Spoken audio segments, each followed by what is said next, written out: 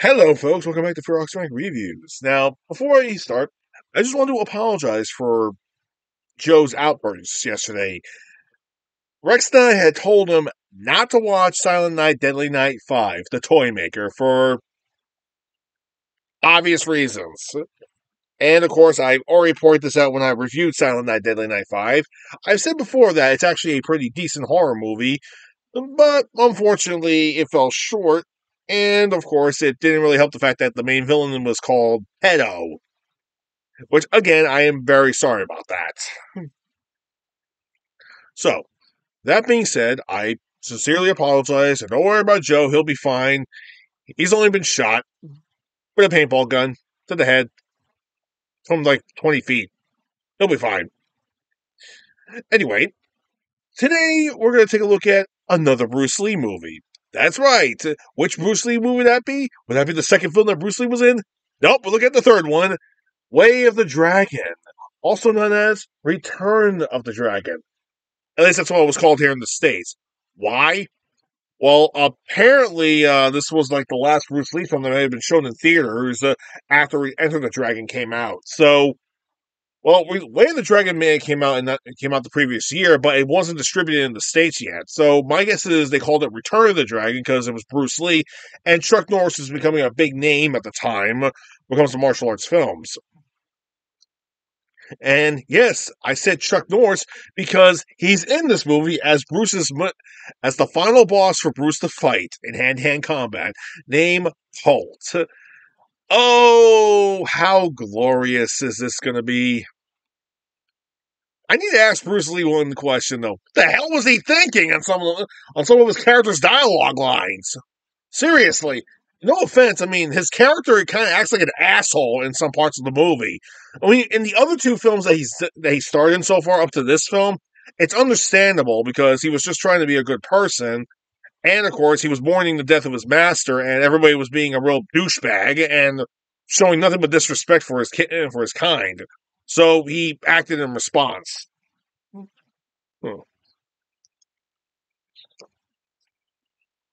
Hmm. Bruce's attitude in this movie is basically that he's better than everybody else, which I gotta say is not really a good thing. And well, this is also his directorial debut, so it has a lot of promise in my opinion, though. So I went into this movie just thinking it should be a cool movie. I enjoyed it back in the day, back in high school. Looking at it now as an adult, many years later, I gotta be honest, it's still good, just not as great as I remember it, though. I mean, if I had to choose between this movie and Fist of Fury, I'm choosing Fist of Fury. The Fist of Fury because that movie was fucking iconic. This movie, the best part about this movie is the fight scene with Chuck Norris in the Coliseum, and kind of controversial in some parts because supposedly in real life, Chuck Norris and Bruce Lee did actually fight in competition, and supposedly Chuck actually defeated him in competition. Yeah, who would have figured, right? But you know what's even kind of crazy? Apparently, Chuck actually did train a little bit in Bruce's Jeet Kune Do, and Bruce did actually train a little bit in Chuck Norris' style of karate. Now, keep this in mind. Chuck Norris's fighting style is called Chuck Kune Do, and there's many different martial art elements within it. Not to mention karate, taekwondo.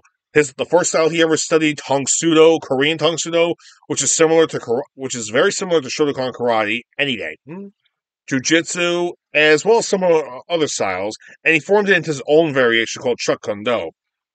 All right, and believe me, Chuck Norris had a ton of balls because apparently, in many interviews, he actually broke away from Korea at some point because of the fact that because he said one of the masters were kind of being disrespectful for the trainers over here in the United States. It's a very interesting topic, though, of how Chuck Norris decided to break away from traditions in Tang Soo Do.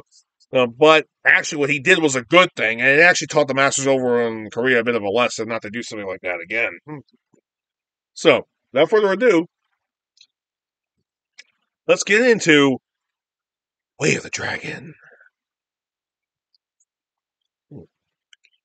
So the movie basically starts with Bruce in an airport, and I'm just gotta be honest here.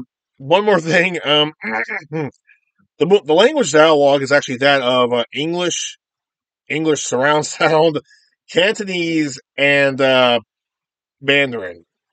Now, clearly, now here's the thing: Bruce doesn't speak Cantonese at all. Supposedly, he only speaks Mandarin. Now, apparently, this movie was originally supposed to actually be shown where Bruce basically speaking in Mandarin while the other characters spoke English. Yeah, because his character doesn't speak English at all. All right, so it makes it a little bit more sense because in some parts of the movie where Bruce is actually telling somebody in plain English, like for example, this movie's dubbed, and you can find this movie easily on YouTube, which is the dubbed version.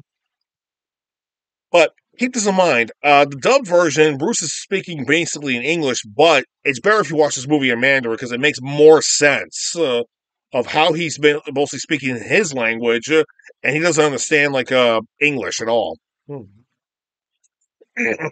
So with that mindset, he's actually in the airport, just waiting for Miss Chin to come along to actually come pick him up. But he came in, but his flight was early, so he's having some misunderstandings here and there. like, like seriously, he doesn't even speak English. um, one of the biggest problems in the movie is I think his character should have spoke English. Yeah, I know this was mostly supposed to be released in China at that time in 1972, but it probably would have helped if his character spoke English in some areas of the movie. That way, it wouldn't seem like he was completely out of place because his character, in a way, is really out of place in this movie. Because this movie does take place in the modern setting, like the Big Boss did. Hmm. So he winds up going to a restaurant and eats a lot of food. And there's a running, and for a good while, there's a running gag where he's like, "Can I use your toilet? Can I use your toilet?" Really? And then, wait, why are you sitting on top of the toilet seat? Because that's how we do it in China. Uh, Tung Long, but never mind. So anyway, Miss Chen comes along and he tries to be friendly conversation to her, and of course she just shows him around a little bit. Though she even puts money into the bank. Now, to be fair, you're not going to see this on the YouTube version, but if you watch the original cut version, he actually smiles at some girl, and it turns out the girl was actually a prostitute, and a complete misunderstanding at some point, and he runs out the building. It's actually kind of funny, but yeah, he actually wants to go into the restaurant at some point, and he meets everybody, and apparently the restaurant that he's sent to help actually has a problem with a local Italian mafia. Like a local gang is actually trying to buy the restaurant for their boss.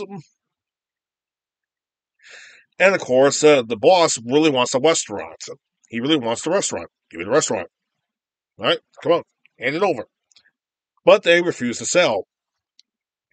So they send a. Here's the thing: Miss Chin's uncle was originally supposed to come along. Was actually supposed to come along, but he couldn't make it because he was ill. So he sent Tao Lung instead. Tao Lung is actually Bruce's character. And so Tao Lung basically is introduced to everybody. And what are all the chefs doing? They're practicing karate. Now, I will give Bruce credit on this. He does mention something, and this is in the English dub version, but supposedly it's also in the Mandarin dub version too. He basically says if it works, use it.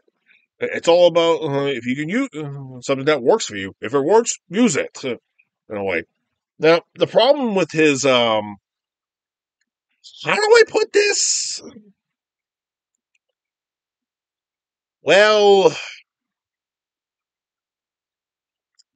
here's the thing. These guys just recently started training in karate. Okay, karate. Now, here's the thing. They've been training in like what, maybe a few weeks in karate so far. And here's the thing. If you read a karate manual like this, it basically tells you it takes several years, maybe 3, 4 years, possibly 2 years if you're lucky. If you put complete dedication to it, though, or if you already know martial art, or you know a decent set of martial arts, you can actually learn something else. You actually easily adapt everything within less than 2 years. But here's the thing: it takes time to master things. All right, karate is all about self-discipline and mastering oneself, and of course, so Mister And here's the thing: Bruce actually practices kung fu, and if you know anything about his style of Jeet Kune Do, you know where it came off of, right? Like the main basis for his style actually originates from like Wing Chun, boxing, fencing, elements of karate, taekwondo, jujitsu, and savate. And there's, I think, supposedly wrestling's in there too, and as well as judo, but I'm not too sure about those at all. But if you really want to know Bruce's fighting system, you have to read his book, or actually or actually get a book called Jeet Kune Do, and it tells you which fighting styles actually want to be, were being used in it, particularly. It lists the modern setting of Jeet Kune Do. It's a philosophy, not just a martial arts system. So anyway, Miss Chin is not exactly happy with Tong Loon because, well, the rest of well, anyway, the thugs came by and actually harassed the guys again, and some crap happens here and there. But eventually, the thugs actually decide to actually fight, come back, and actually decide to fight this kitchen staff. And then Bruce says, Tong Lung says, I'll fight him. I will show you Chinese boxing. Chinese boxing, eh? Interesting. Now, what is this so-called Chinese boxing? It's okay. He says Chinese boxing, but technically it's supposed to be called Kung Fu or Wu Tzu or something, though. But here's the thing: uh, the boxing variant I think he was talking about was supposed to be Sanda, which is Kung Fu kickboxing. I've actually had self training in it though, and for a kickboxing workout video, it's fucking amazing. It's awesome. All right, I've actually had since I have Muay Thai training before. Doing this, it's like whoa, that's freaking cool. That's awesome. But it's not Bruce Lee's Jeet Kune Do. In fact, if anything, I would like to see Bruce Lee's Jeet Kune Do go up against Sanda. Not even joking. So Bruce actually shows off his fighting moves on the thugs, and he kicks all their asses. Yeah, you're that surprised? It's a Bruce Lee movie, for God's sake. He kicks their asses. Easily, I might have to add. Hey. I mean, one guy, all he does is two kicks on one guy, and that was it. And the other guy, he does a boxing, bobbing, and weave movement, and then there's a hook, and the guy's out. So, actually, little fun fact. Apparently, that bob and weave technique, even though it's actually from his boxing training, he actually modeled that off of. I'm not kidding here. Supposedly, he modeled it off of Muhammad Ali himself because he was a fan of Muhammad Ali, and he liked the way how Ali would just dance around his opponent all the time and just do like a flicker jab or something, and just like trick the opponent up. All right, so basically, that's what Bruce put that maneuver in. So yeah, and another fun fact too: Bruce actually wanted to fight Muhammad Ali, and well, Ali respects Bruce Lee. Unfortunately, the fight never happened because of Bruce's untimely death. But that's a story for another day. So yeah, Bruce basically takes out the thugs with a kung fu maneuver, a boxing maneuver, and he takes out two guys using a jujitsu maneuver. Yeah, so basically, he kicks their asses, and everybody celebrates. And well, the guys are convinced we're going to do kung fu for a while. It's like, guys, you're in Italy, right? This movie takes place in Italy, and you're close to France, right? Yeah. Why not just train in Savant, you idiots? Are you? Wow, seriously? Okay, to be fair, in Bruce's defense, Bruce didn't actually encounter Savant until the 1970s, and this was just like what 2 years prior. So my guess is he wasn't fully familiar with it yet.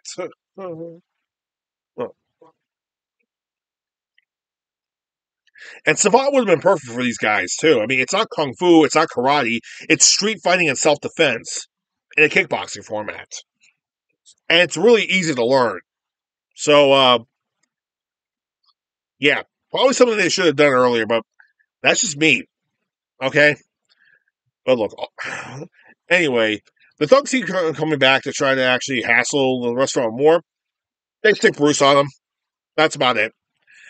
In fact, the boss is not really impressed by it, and also he wants to talk to Miss Chin himself.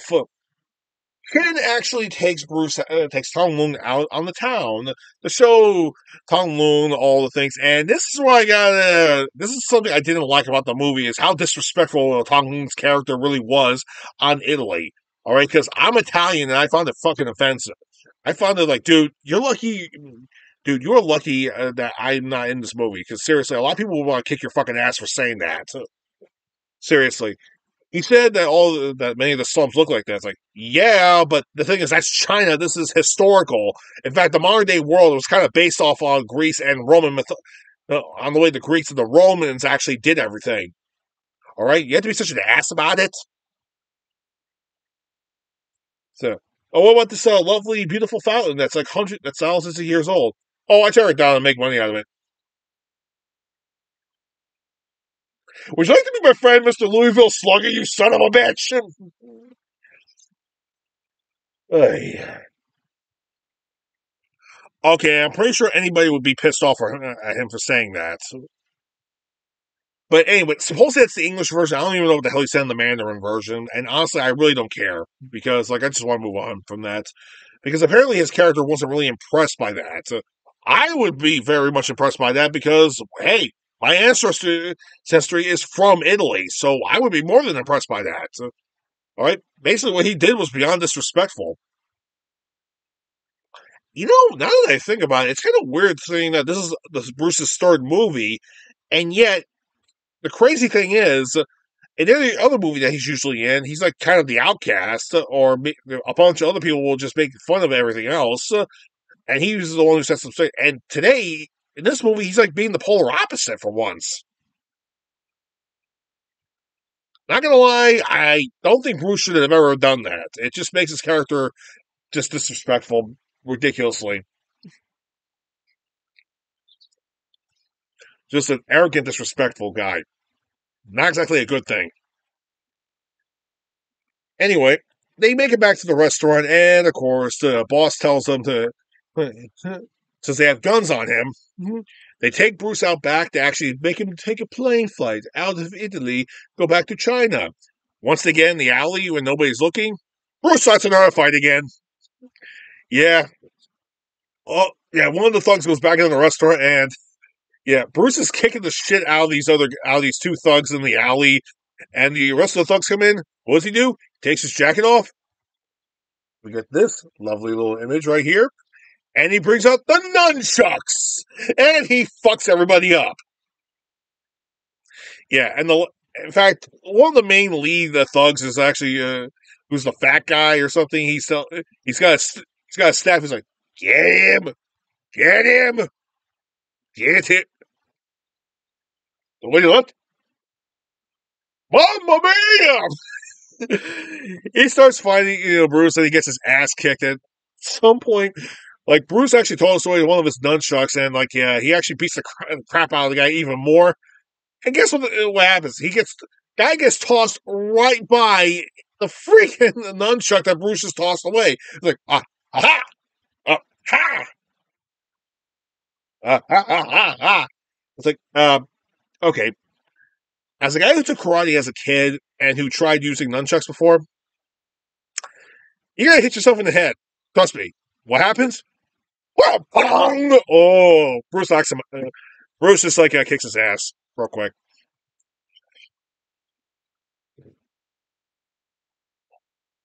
So after that after that embarrassment for the thugs, Bruce goes right back to the restaurant. He beats the crap out of some more thugs. The rest of the team comes in and beats the crap out of the thugs, and he basically tells the boss to get out.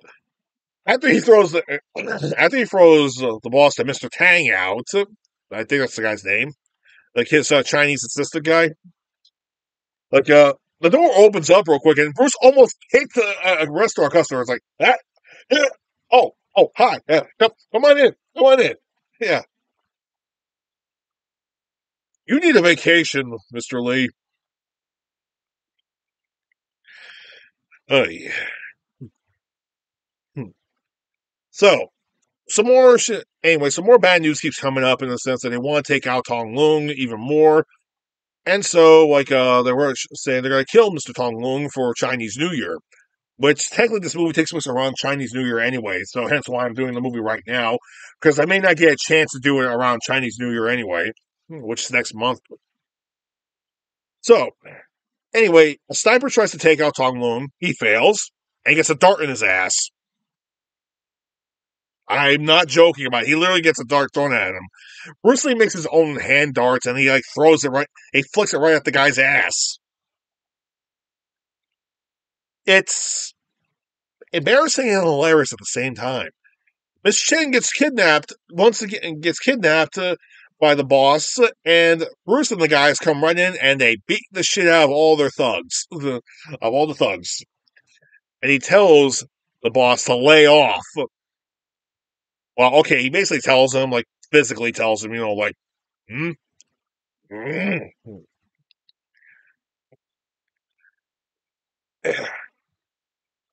Anyway, his Chinese assistant actually comes to a thought. I got an idea, boss. If we should get some other fighters to come in, huh, to take care of this Tang Lun. Fine, but the problem is, I got the two guys are a Japanese fighter and a European fighter. They cannot agree with each other. Money will solve that problem. Yes, and I suggest we call America and get Holt. Huh. And who is Colt? It's Chuck Norris. Come on, folks. You knew this was coming. And of course, all the fighters come in. So yeah, we have the European fighter, which is actually the same guy which is the same guy who actually assaulted Bruce's sister in Enter the Dragon. I keep forgetting the guy's name. But yeah, it's the guy with the scar. Hmm.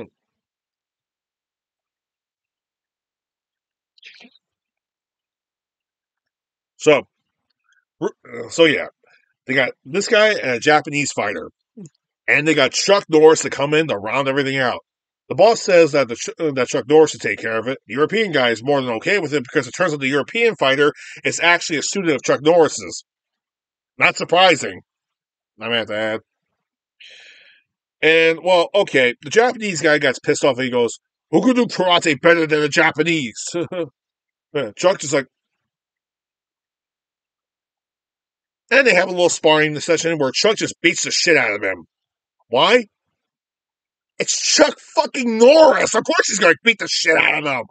You saw it coming, didn't you? I mean, he's an undefeated karate champion, for Christ's sake. I mean, you knew that was coming.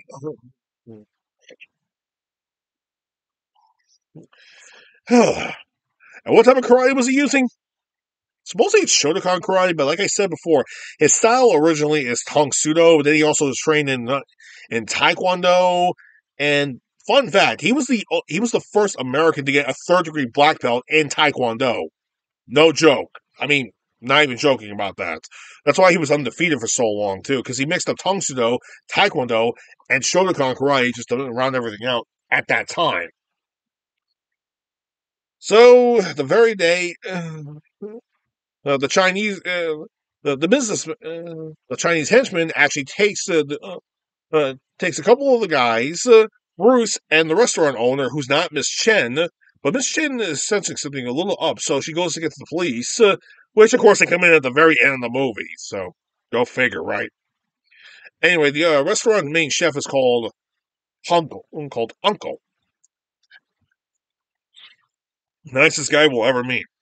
So anyway, so the henchman actually takes them over to where the two fighters are, and of course Bruce basically beats the crap out of the two fighters. And okay, the other guys stay behind and beat up the Japanese guy too. Beat up the Japanese guy, and Bruce goes after the henchman. However, Uncle does something very very harsh. He actually kills the two guys too, and he says, "I want to go home. Dan Loon is responsible for this. Ah! If I go home, I'll be a rich man."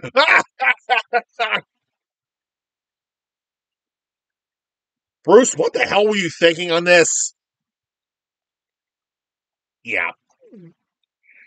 Anyway, we come to the main part of the movie, which everybody remembers this movie for, the Roman Colosseum, where we see Chuck Norris is waiting for him. So Chuck Norris, Bruce Lee, the Roman Coliseum. They warm themselves up and they take their shirts off, and we have an epic martial arts fight. It is so epic. I should also mention there's like they're both basically very much equal too, but this is Bruce Lee's directorial movie, so hence why. Okay, you know who Bruce is going to win the fight at the end. So yeah, go figure, right? But there's actually some point where Bruce actually grabs Chuck Norris's chest hair, and rips it off, but Chuck Norris beats like does a sick combo on him and just goes,